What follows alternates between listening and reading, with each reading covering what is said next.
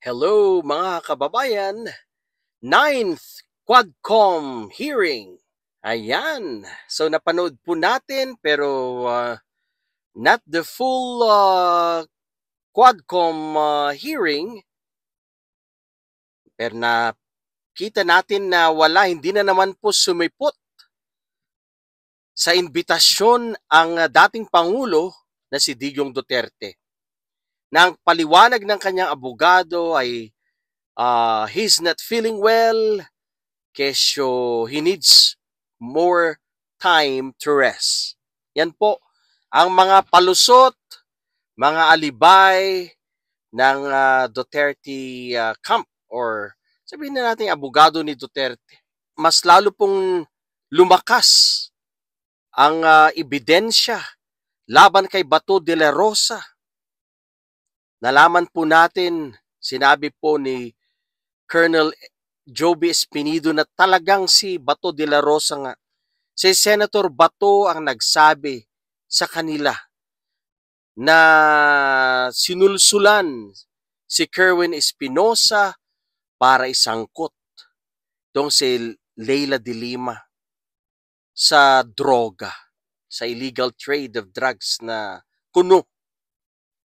Yan, so maliwanag mga kababayan na talagang ginamit ng dating Pangulo itong kanyang mga galamay. Sila Bongo, mga nagamit yan. Si Bato de la Rosa, nagpagamit sa kanyang ninong. Yan po ang nangyari dyan. Yan po ang maliwanag na nakikita po natin dito. I'm glad na talagang nakikipag-cooperate itong si Ruina Garma at marami pa. At isa-isa na po silang bumabaliktad. Dahil siguro nakikita po nila na wala na rin silang magagawa dahil talagang involved po sila dito at talagang sila mananagot sa batas. Kaya I think idadamay na talaga nila ang kanilang mga higher-ups, ang mga taong involved dito po sa Peking War on Drugs. Yan, nagsilabasan po ang mga pamilya ng biktima na nagsisisigaw po ng hustisya. Ito po ay paglabag sa karapatang pangtao at dapat lang po na panagutin ang mga taong involved, lalong-lalo na ang past administration, ang administrasyon ni President Digong. Mga kababayan, tayo po'y nagpapasalamat. Sa tulong ng Quadcom, lumilinaw po ang lahat. At andyan nga po kahapon si former Senator Leila de Lima. At napakaganda ng kanyang presentation tungkol po sa DDS, Davao Death Squad. Nanggaling po pala. Nanggaling itong modelo na to sa Davao City. Na inadapt nila, it was adapted during the time of President Digong nationwide. Galing po sa Davao City ang template. Nagsimula sa Davao. Ito pong war on drugs na to. Itong tukhang na to. At inadapt, ginamit para po sa national level, nationwide. Para daw po sa pagtugis sa mga taong na-involve sa droga. Pero ang masakit po nito, ginamit po itong war on drugs, itong Peking war on drugs sa pagtugis sa kanilang mga karibal o mga lord ng pinagbabawal na gamot. Ginamit po itong giyera kontra droga sa kanilang mga political enemies. Yan. Sa kanila pong mga political rivals, ginamit po itong giyera kontra sa droga. Ang magandang halimbawa po dyan ay si former Senator Leila de Lima na nakulong almost 7 years. Naku, napakasakit yan. Nag-appear sa invitation po ng Quadcom si Madam Leila de Lima at kanya pong inilahad ang lahat ng kanyang mga nalalaman. Mga kababayan, Sobra pong yabang ng dating Pangulong Duterte kung siya po ay magsalita. Pero sa imbitasyon ng Quadcom, hindi siya makadalo. Kung wala siyang kasalanan, kung wala siyang pagkakamali, kung wala siyang na-violate sa kanya pong war on drugs, dapat pumunta siya. Pero nakikita natin, halatang halata, na ang former president ay umiiwas. Wala po siyang wala po siyang lakas ng loob. Mahina siya, duwag din pala. Mabuti pa itong si former President Pinoy na may malakas ang loob. Humarap sa hearing noon.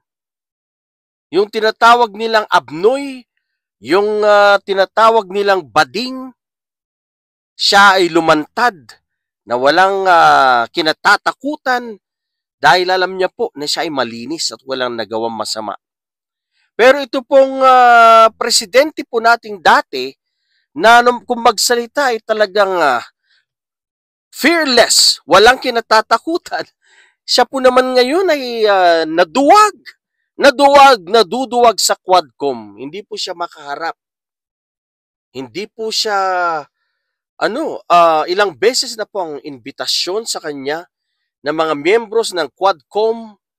Pero until now, marami pong mga alibis, mga pautot, mga palabas, mga kwento para po mayroon po siyang dahilan para hindi umattend. Pero ano naman yung mga alingas-ngas or pinagbabalita nila na kung si Bato de la Rosa at mga kasamahan, sila ang mag-iimbestiga sa Senado, siya po ay pupunta daw. Yan ang pinagsasabi nila. Pero para po sa akin, hindi po yan tama. Dahil sila Bato de la Rosa ay nai-involve po dito. Yung pong kinakasuhan, siya po ay nagsasabing siya magli-lead sa investigation. Hindi po dapat yan. Kaya tama lang yung sinabi ni Chis Escudero, Senator Escudero, na hindi nararapat ng mga taong ito, si Bato de la Rosa, ang mag-lead sa investigation. Dahil sila mismo, ang kanilang mga pangalan, ay nasasangkot sa Peking war on drugs. Kaya hindi po dapat sila ang manguna dyan sa investigation na yan. So bakit takot si former President Digong sa lower house? Dahil ba mababangis? Magagaling ang mga congressman doon? Mga congressmen? Sa bagay, alam naman po natin na marami po sa kanila ang talagang mainit po talaga ang mga congressman na to at pilit po nilang hinuhukay, hinahalungkat ang kasong ito, ang war on drugs. Talagang pag si former President Digong ay lumantad sa harap ng mga kongresista, siguradong siya po ay magigisa. Sigurado po yan na siya po ay babatuhin na maraming mga tanong na siguro kanyang ikagagalit pero wala po siyang magawa pag dumalo po siya. Kaya yan po siguro ang kanya iniiwasan. Dahil po kasi sa Senado, well, mga kasama po niya ang karamihan sa kanila, kaya safe siya doon. Pero, hindi lang patas pag sa Senado. Kung ang mag-lead ng inquiry or investigation ay ang kanyang mga tuta, ang kanyang mga kasamahan, well, useless. Nagsasayang lang po tayo ng pera ng taong bayan. Kaya, kung malinis at walang na-violate si former President Digong, well, come out to the open. Harapin mo ang tanong ng taong bayan, harapin mo ang mga tanong ng mga kongresista. Kung talagang malinis ka and you think na wala kang nagawang kasalanan sa iyong Peking war on drugs, sa iyong programa na yan.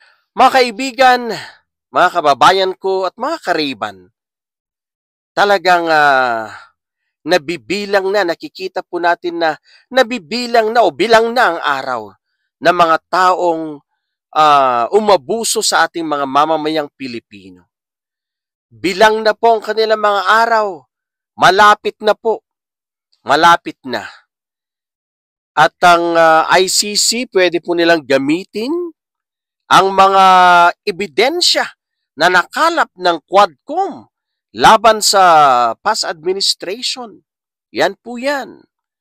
Kaya delicate itong mga Duterte dahil hindi lang po si President Digong, kasali na po dyan ang ating Vice President. Kaya siguro sa ngayon, medyo ano po siya ngayon, napapraning dahil nga nasasangkot ang kanyang pangalan.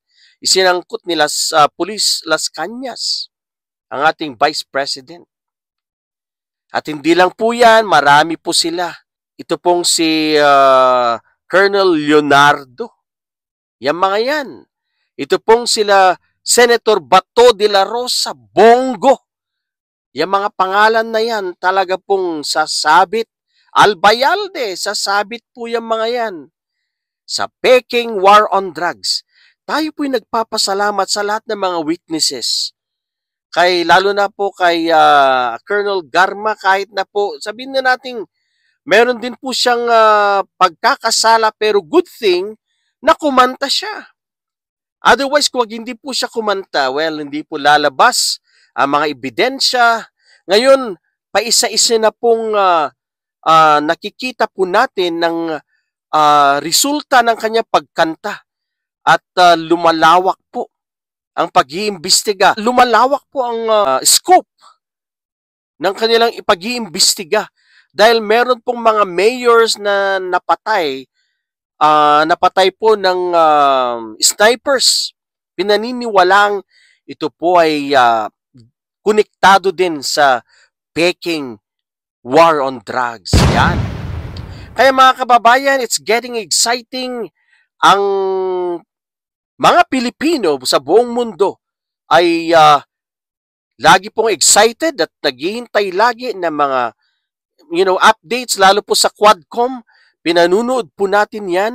Sinusubaybayan po natin yan dahil we're pushing for justice sa mga nabiktima po ng past administration.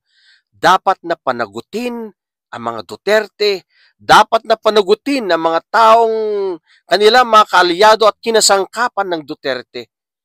No one is excused. Dapat po silang managot dito.